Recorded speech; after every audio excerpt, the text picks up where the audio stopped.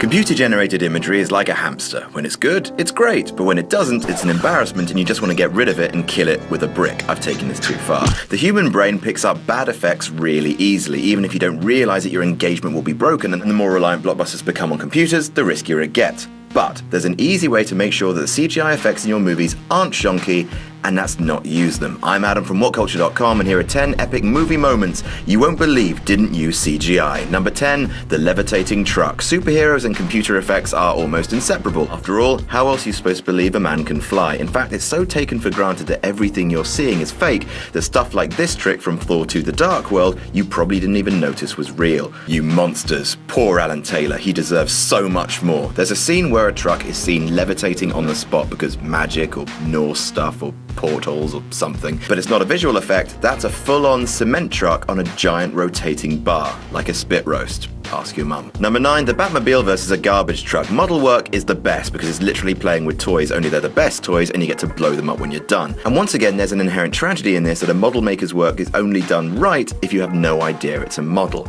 In The Dark Knight, the Batmobile falls in love and runs into the arms of a garbage truck with the truck smashing against the ceiling of a tunnel. First of all, is this Batman killing someone? Because no, stop that. Second, that's no CGI effect. Those are perfectly lit, shot and edited models. Now someone buy me that small tumbler. Number 8, Batman versus an 18-wheeler. Sticking with Batman and his cavalier attitude towards cars and the drivers thereof, that guy is definitely dead. Batman, what are you doing? At the end of the same action scene, Batman on his Batbike? Batcycle? What is it called? Batpod? It's called a Batpod. Anyway, the Batpod apparently flips an 18-wheeler truck, dropping it on its back like a turtle not being able to get up.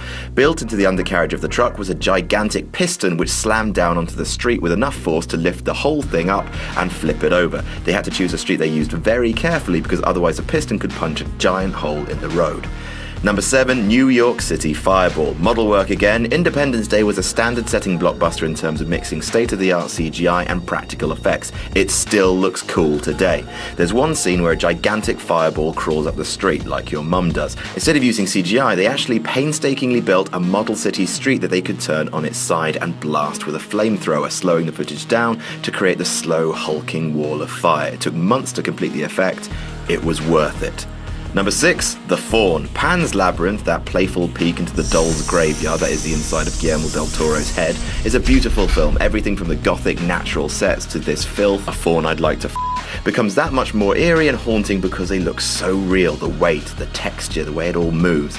That faun just looks real because it is. Every bit of it. Doug Jones, a Del Rio MVP after playing Abe Sapien, went through a small hell to play the faun with an entirely practical costume. 5 hours of makeup every day to create the mask and costume with latex foam. The horns on the head weighed 10 pounds, nice strong neck on the lad, and the legs each had 8-inch stilts built into them. Once again though, the effect is worth it because here's Jar Jar Binks and here's the faun. You can notice the difference. Number 5, The Wormhole. Christopher Nolan hates using CG, and one has to assume that he also hates his practical effects team, the stuff he has them build. So, Interstellar. Matthew McConaughey goes through a wormhole and becomes a ghost clock time ghost. I say spoilers, but you have to understand it to be spoilers. He's suspended in the void where he can manipulate the strings of the universe, and it's all real. It's a 3-story set of mesh and high-resolution laser prints with a suited McConaughey suspended on wires inside. Christopher Nolan won't be happy until every green screen artist is put out of work. It's a personal vendetta. Number 4, The Raptors. Like Independence Day, Jurassic Park is one of the shining examples of using CGI right. That perfect 90s blockbuster balance of real sets with sparing but effective use of CG. The T-Rex close-ups, the Triceratops, all real, but what's really impressive is the Raptors. Stan Winston created cable-controlled puppets and, even better, man-sized raptor suits. Give me one, I need it.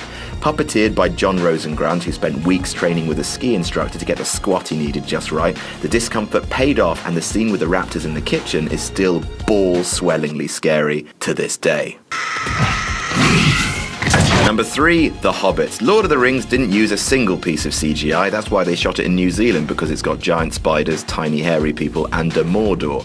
Okay, I mean, they used computers for some of it, but not the tiny hairy people. For much of the film, the hobbits were untouched. Not not like that. For the wide shots, or when the hobbits had their backs to the camera, they just used children in wigs. But it's when hobbits and people needed to share the frame that the team got really creative, manipulating perspective and distance, creating, for example, this special car that from a very particular angle allowed Frodo and Gandalf to look like they were sitting next to each other. See also this table, which had Frodo and his big wizard friend share a shot without any need for CGI shrinkage. Number 2, Joel's memory. Eternal Sunshine of the Spotless Mind is a brilliant film, and I will battle with katanas anyone who dares to say otherwise. It's what Charlie Kaufman would have wanted.